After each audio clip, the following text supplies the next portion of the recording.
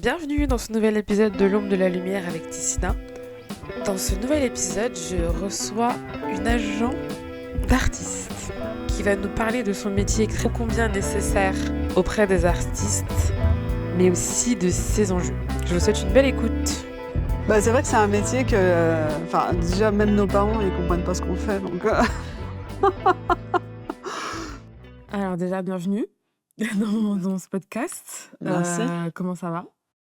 Ça va bien, hein, écoute, il fait beau, donc c'est le printemps, tout va bien.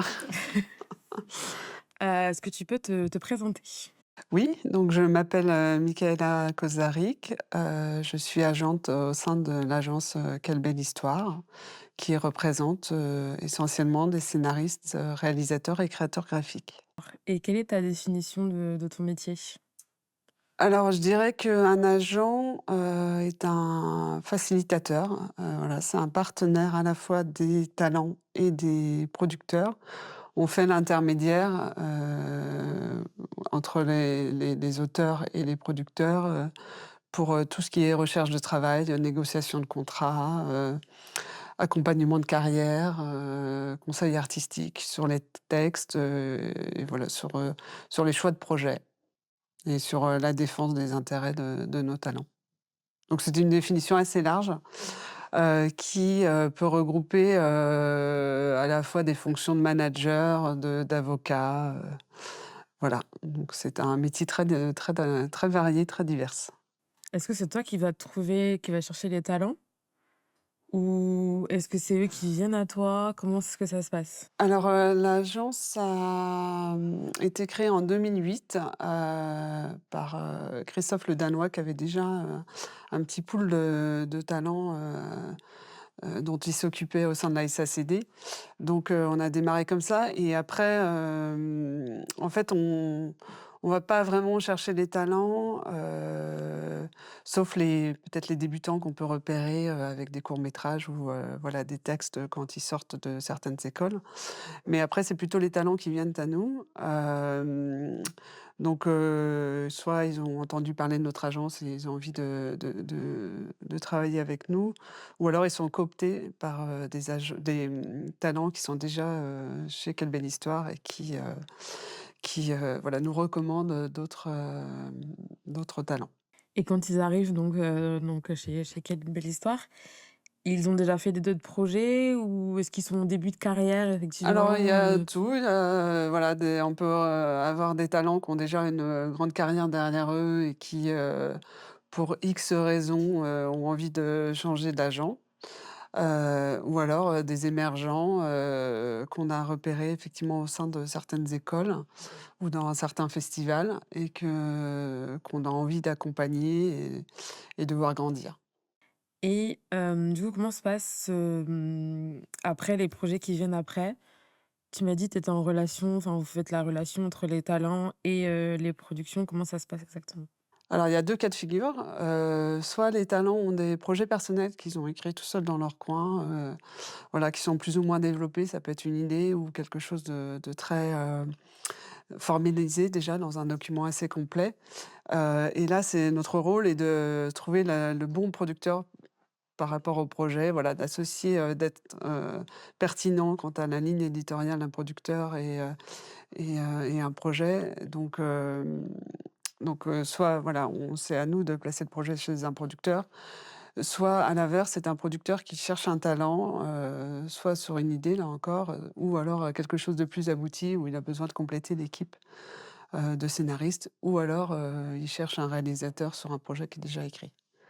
Donc, ça va dans les 2 sens, il faut une bonne, connaissance à la fois de nos talents, de leur appétence, de leurs compétences, particulières et à la fois des producteurs, de leur ligne éditoriale, et de ce que le marché recherche, en ce moment, quoi. Donc ça arrive plus souvent que ce soit les producteurs qui viennent vers vous ou c'est vraiment, c'est plutôt aléatoire? Je dirais qu'il y a autant, des producteurs qui viennent nous voir que nous qui leur, proposons, des projets. Hem, Puisque les producteurs ont aussi, souvent des envies qui peuvent être un peu floues. Donc à ce moment-là, voilà, on regarde ce qu'on a comme projets qui ne sont pas encore, signés chez un producteur et on les envoie, ce producteur-là qui est en demande à ce moment-là. Et par rapport justement au projet et aux différents talents, est-ce que, qu'est-ce que c'est? Est-ce qu'ils t'envoient leur projet et te disent: «Voilà, j'ai ça en cours, qu'est-ce que tu en penses? Où est-ce que ça va? Qu'est-ce que» Oui, en fait, c'est un échange, ce que j'aime, dans mon métier aussi, c'est que c'est une discussion permanente avec les talents.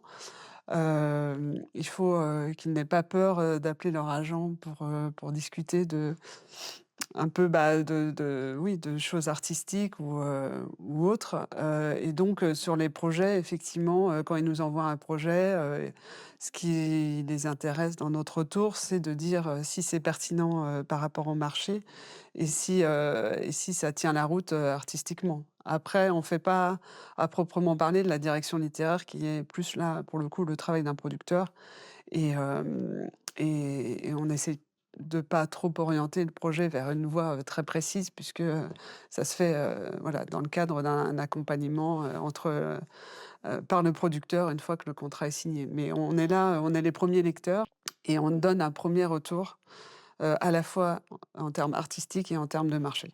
et quel est du coup le marché le plus florissant, on va dire, en ce moment? Le plus florissant? Oui, quel est le type de Alors, nous, on est sur, plusieurs secteurs en même temps, c'est-à-dire qu'on est à la fois sur la fiction télé, sur le cinéma, sur, l'animation télé et sur, le cinéma d'animation et accessoirement sur, l'édition via la BD. Et c'est vrai que, bah, en ce moment, c'est l'explosion des séries télé. Donc là, il y a beaucoup de recherches, beaucoup aussi de projets de la part, des auteurs puisque la liberté est peut-être, plus grande, maintenant sur les sujets, par rapport à il y a peut-être 10 ans, voilà, où il y avait moins de diffuseurs. Et donc là, on a vraiment vu la différence, notamment depuis le covid, en fait. là, c'est un peu la question que je me suis posée un peu parce que, bah, comme tu parles de séries, justement la série 10% Ouais. qui parle justement du métier d'agent, est-ce que pour toi elle rend justice ou est-ce que, bah, oui, ne serait-ce que sur la base de l'histoire un peu, du fait que des agents vraiment ils soient sur le terrain, ils soient toujours en train de réconforter les auteurs ou sur les réalisateurs ou ne sais-je. Est-ce que vraiment c'est plus ou moins pareil, vraiment beaucoup, beaucoup trop de fiction là-dedans? Alors elle est très juste cette série, en fait. Alors nous, c'est un petit peu différent puisqu'on n'a pas de comédien, donc c'est vrai que Ouais, l'accompagnement est un peu différent. Mais elle a été créée par, d'anciens agents. oui. Elle est basée sur beaucoup d'histoires, vraies. Enfin, en tout cas, après ça a forcément été beaucoup fictionné, mais il y a beaucoup de points de départ qui sont véridiques. Et elle est très pertinente et en fait, ce qui est super, c'est que nous, ça nous aide maintenant à expliquer notre métier parce que la plupart des gens qu'on rencontre qui ne sont pas dans l'audiovisuel ne connaissent pas notre métier et quand on dit qu'on est agent artistique, bah, enfin, voilà, c'est très dur à expliquer et si on dit: «Bah, c'est comme dans la série 10 les Mais là, gens ils comprennent comprennent». mieux.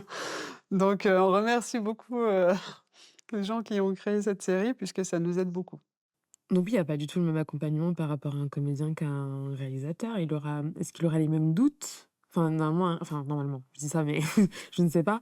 Mais je veux dire, que ce soit un scénariste ou un réalisateur, je pense qu'il y a quand même pas mal de parts de doute. Et est-ce que c'est vraiment vers toi qu'il vient pour exprimer son doute par rapport à son projet ou à un tournage qui arrive et qu'il est pas forcément sûr de comment ça va être? Oui, alors forcément, c'est différent d'un comédien, mais il y a quand même, énormément de similitudes puisque, effectivement, tous les créateurs doutent, je pense que c'est aussi pour ça qu'ils créent C'est ça. et c'est totalement inhérent à la création donc effectivement, il y a énormément de doutes et je pense qu'on est, au-delà de l'entourage, proche, des talents, on est la personne peut-être la mieux placée justement, pour, en parler et pour rassurer et pour, accompagner quand il y a des choix à faire, quand il y a des décisions à prendre et effectivement, dans notre métier, il y a beaucoup, beaucoup d'échanges, sur les projets, sur la création, sur comment faire, les choix donc effectivement, peut-être qu'un comédien est un peu plus en demande, mais on a aussi beaucoup d'accompagnement, personnel. Hem Comment se passerait, par exemple, une journée, type? C'est-à-dire, est-ce que vous avez rendez-vous avec les talents? Vous prenez rendez-vous avec quelques talents parfois? Est-ce que vous devez lire les scénarios, pendant pratiquement toute une journée? Comment ça se passe, Enfin, après, je veux dire type, mais en vrai, toutes les journées ne se ressemblent pas forcément. Oui, alors, peut-être que, bon, chacun a son organisation. Je sais qu'il y a des agents qui, aiment bien consacrer une journée entière, à la lecture de scénarios ou de projets. Moi, j'aime bien varier, donc ma journée, en fait, est aussi, régie par les urgences puisqu'il Ouais. y a quand même beaucoup de travail et beaucoup d'urgences. Donc en fait, chaque matin, je me demande, quel est le dossier le plus urgent à traiter.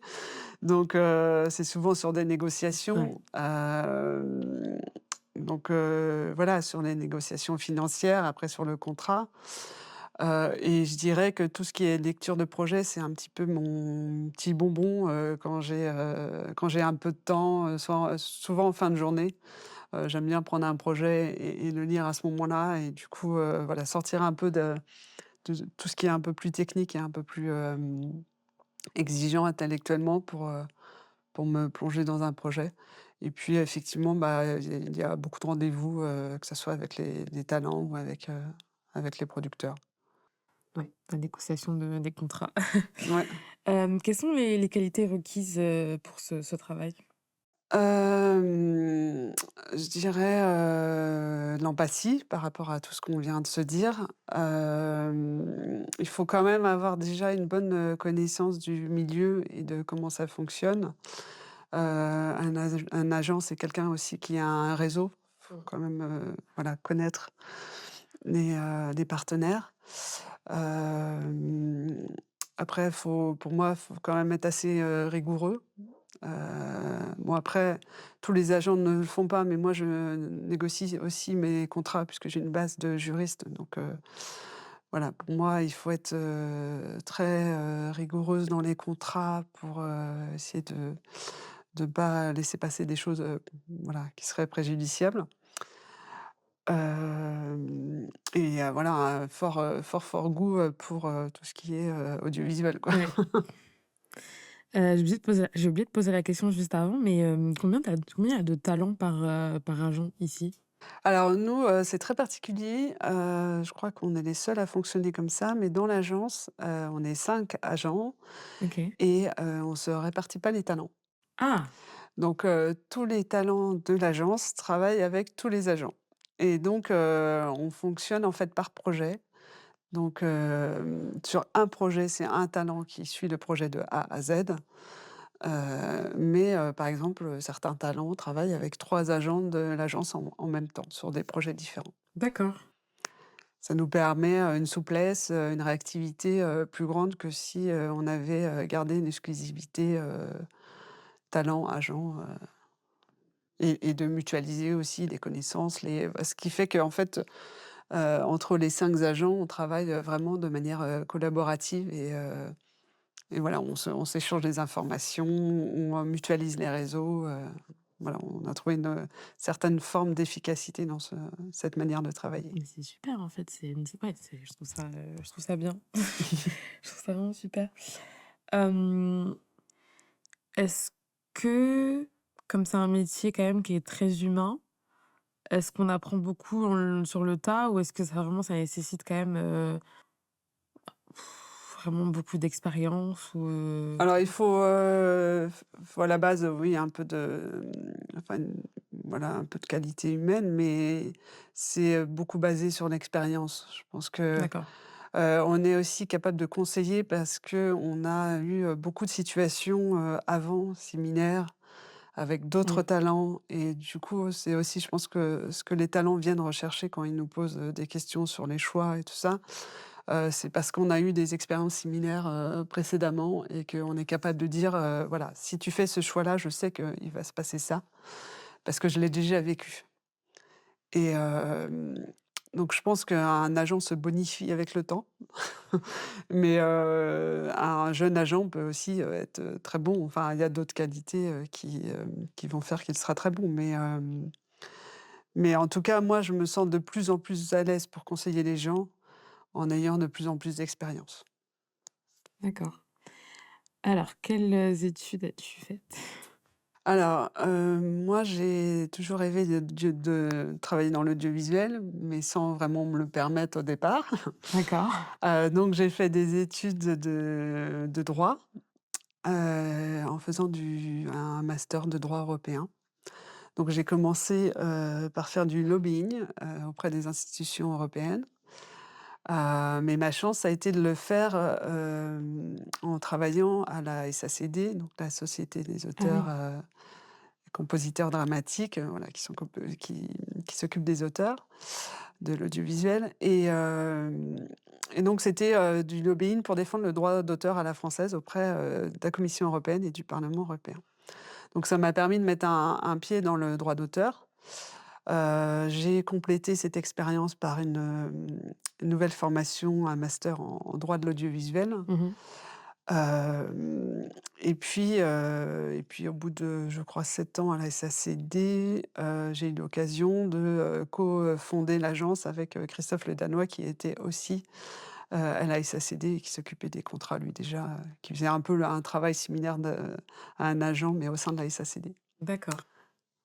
Voilà, donc j'y suis arrivée un peu par des voies détournées. Après, bah, quand j'ai commencé mes études, forcément, je connaissais pas vraiment le métier d'agent. Mmh. Je pense que c'est un métier où on arrive, un peu par hasard, en fonction des opportunités et mais du coup, ma formation de juriste me sert énormément, pour travailler, même si c'est pas indispensable d'être juriste pour être agent, puisqu'on peut se faire aider par, des juristes extérieurs, donc voilà, mais je trouve que ça complète bien quand même, le côté artistique, enfin voilà, d'être un peu sur tous les pans du métier, moi j'aime bien. Voilà, je maîtrise tout. Mais du coup, vous avez pas d'autres juristes dans la société? On a une juriste qui nous aide, voilà, parce qu'effectivement, vu qu'on a, 4 ou 5 casquettes, Ouais. Il faut heu, qu'il y ait quand même quelqu'un qui vérifie tout, c'est compliqué de tout faire, à 100 quoi. Alors, on va passer aux autres questions, qui sont un peu des questions, je sais pas.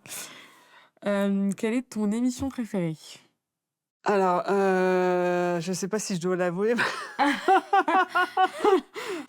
Un petit, péché mignon, on Vas-y, va dire, vas-y. c'est «L'amour est dans le pré». Ah si. Parce Oui. que voilà, bon, je regarde pas énormément tout ce qui est linéaire et c'est vrai que, voilà, je le crie pas sur les toits, donc là, je sais pas si je devrais le dire, mais bon. Moi, je valide en tout cas. Je regarde aussi L'amour est dans le pré. OK, J'adore. on n'est pas les seuls, je crois. Non. Ton film préféré?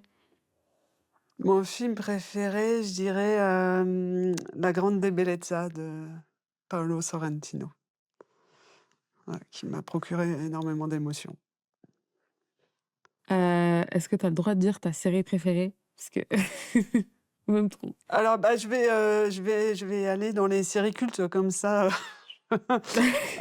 Six Feet Under, pour moi, était vraiment, voilà, une des séries, fondatrices du renouveau des séries, voilà.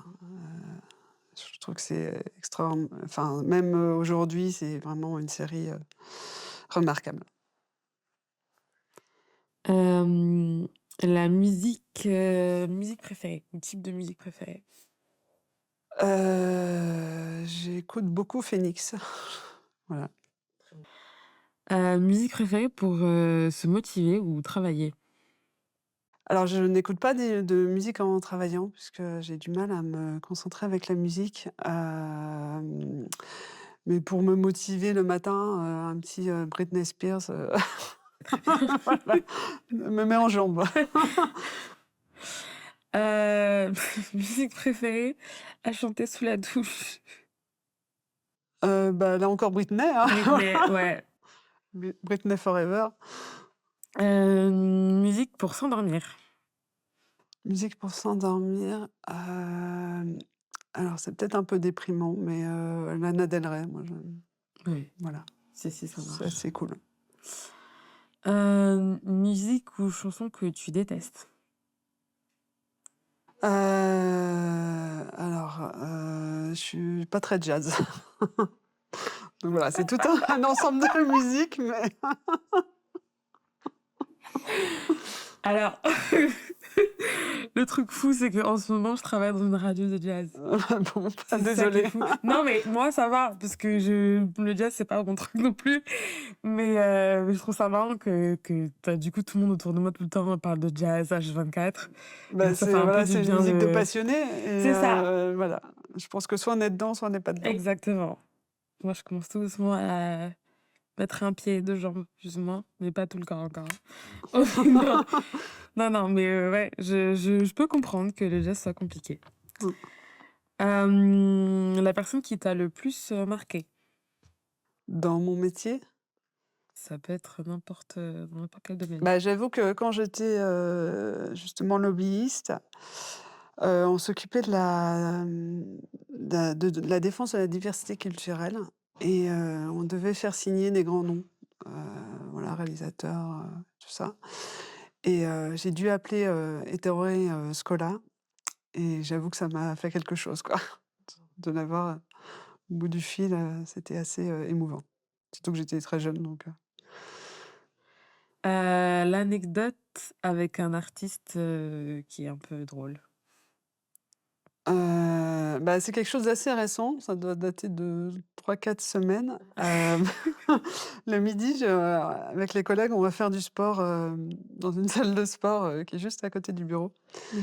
et il s'avère que dans cette salle de sport, il y a aussi, Karim Leclou, donc qui, venait juste d'avoir son César et je suis allée le voir un peu comme une midinette, alors qu'il était en train de pédaler sur son vélo en lui disant, «Bravo, pour votre César». Et voilà, il était tout timide et il m'a dit: «Merci madame». Donc j'ai trouvé ça trop mignon. Est-ce que tu regardes les projets de tes talents? Enfin, des talents en général d'ici. Oui, oui, bien sûr.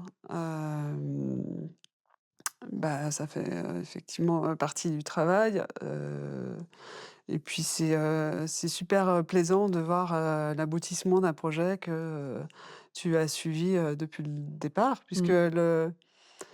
le bonheur et le malheur des agents, enfin en tout cas d'agents, de scénaristes, c'est qu'on est au tout début d'un projet, Ouais. donc c'est hyper excitant. On a l'impression d'avoir des petites pépites, dans les mains et ces pépites, on les voit grandir, mais en fait, elles nous échappent, Ouais. dès que, voilà, l'écriture est terminée. Si le réalisateur n'est pas dans l'agence, bah, on va pas forcément sur le tournage, on n'est Mm. pas forcément au courant de tout. Hem et du coup, on revient qu'à la fin du projet, une fois que tout est terminé et donc voilà, il y a des fois, il peut y avoir un grand écart entre le projet du début et Mm. puis le résultat final et donc c'est toujours, plaisant de voir, l'aboutissement de quelque chose qu'on a vu, grandir au tout début. Est-ce qu'il y a déjà eu justement une petite frustration sur des projets qui, par exemple, n'ont pas abouti Énormément. Ouais. En fait, il y a sur les projets qu'on signe, en tout cas au tout début, Mm.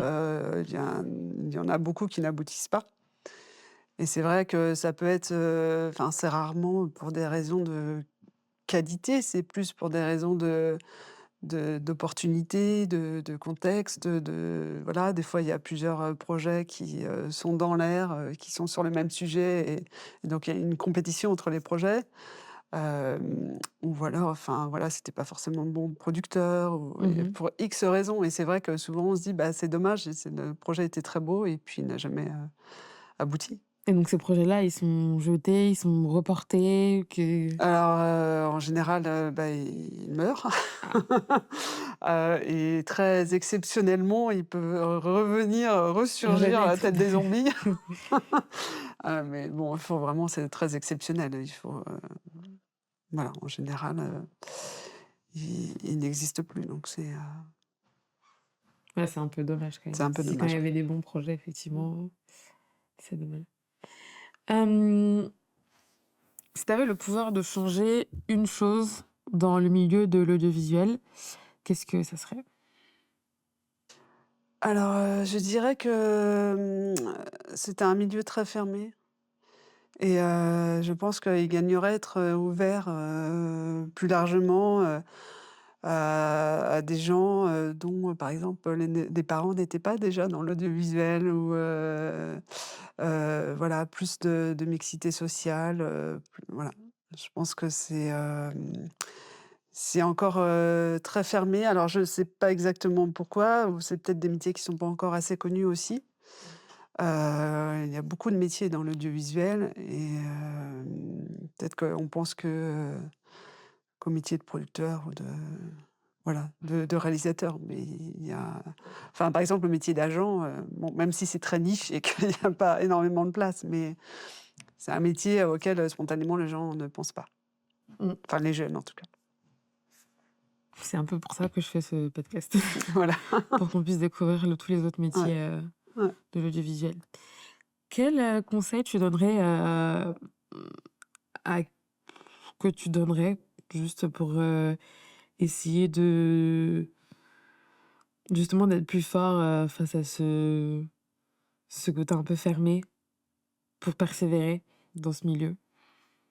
Bah, d'essayer d'ouvrir, toutes les portes, enfin de toquer en tout cas à toutes les portes pour essayer de les faire Mmh. ouvrir. Il faut avoir une grosse motivation. Nous quand voilà des jeunes essaient de venir en stage, on essaie d'être très ouverts. Après ce qui fait la différence, ce sont, bah, les personnes aussi, passionnées. Je pense qu'il faut pas hésiter à montrer, sa passion du métier. Parce que, en fait, au final, on fait tous ce métier-là parce qu'on est, fan de cinéma ou de séries Ouais. et que c'est le moteur principal et je pense qu'il faut pas hésiter à montrer ça aussi, aux futurs employeurs et que si on est motivé, même si on n'a pas forcément le bon diplôme ou la bonne expérience précédente, on peut réussir à faire des choses. Mmh. Si tu devais remercier une seule personne pour là où tu en es, ça serait qui? Bah, je dirais, bah, Christophe le Danois, qui, voilà, qui, m'a permis de m'associer, à lui pour, monter cette agence et sans qui, je pense que j'aurais pas eu l'idée de devenir agente. Est-ce que tu as des futures ambitions? Est-ce que tu te vois autre part plus tard ou là juste c'est bien? Alors, non, on a toujours, enfin, c'est, depuis la création de l'agence, elle a toujours, essayé de grandir. Mmh. On était 3, on est 7, et l'idée, c'est aussi, bah, de continuer à découvrir de nouveaux talents, d'essayer de, je sais pas, de peut-être aller sur d'autres secteurs ou d'essayer de grandir, encore. Et je pense que, voilà, faut pas se contenter de ce qu'on a, même si c'est super, mais il faut toujours essayer d'aller de l'avant. Est-ce que tu as un dernier message à transmettre? Bah, peut-être pour les plus jeunes, voilà, n'ayez pas peur de vivre de votre passion et essayez de pas vous mettre trop de freins, en fait. Je pense que, comme je disais tout à l'heure, la motivation fait beaucoup de choses. Voilà. Parfait. Merci beaucoup, Bah, Michaela. merci. C'était trop bien. Merci d'avoir écouté ce podcast. N'hésitez pas à nous suivre sur les réseaux sociaux @LDLL Podcast. Rendez-vous au prochain épisode.